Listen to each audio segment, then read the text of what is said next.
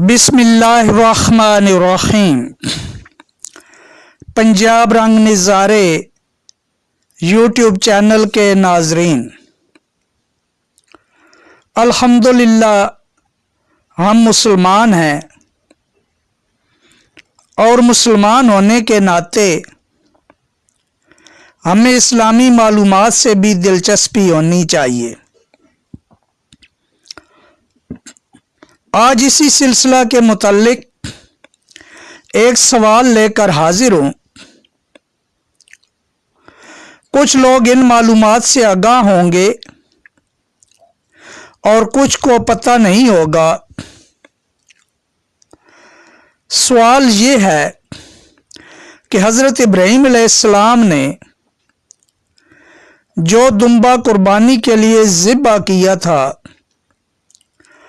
उसके सींग और सर कहाँ गए थे और गोश्त किसने खाया था? सवाल नहायत ही अहम है।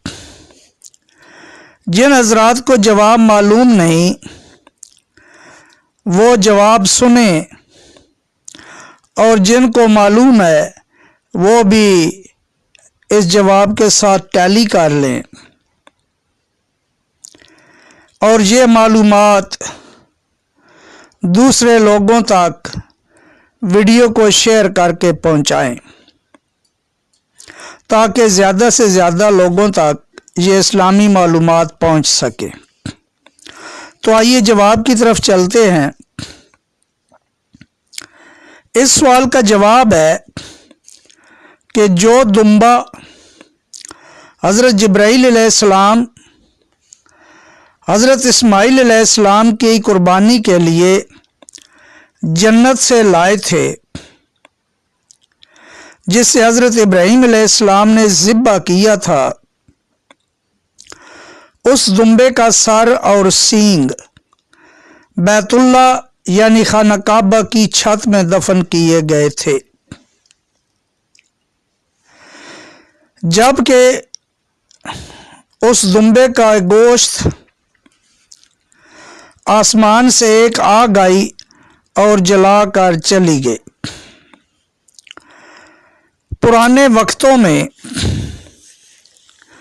जो भी कुर्बानी अल्लाह के हजूर पेश की जाती थी, उसे आसमान से आकर एक आग जला देती थी और वो कबूल समझी जाती थी। जबकि कुछ रिवायात में ये भी है कि दुम्बे के गोश्त को जंगली दरिंदों ने खाया था।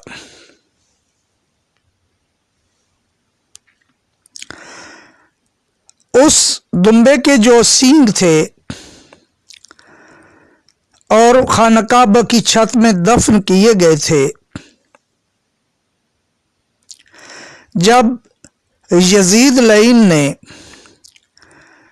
मक्का मुकरमा पर हमला करने का हुक्म दिया और मंजनीकों से पत्थर फेंके गए, तो उन पत्थरों के लगने से खाना काबा के गलाफ को आग लगी, जिसमें काबा शरीफ की छत भी जल गई और उस छत में मदफून जन्नत से लाए गए दुम्बे के सींग भी जल गए। और फिर बाद में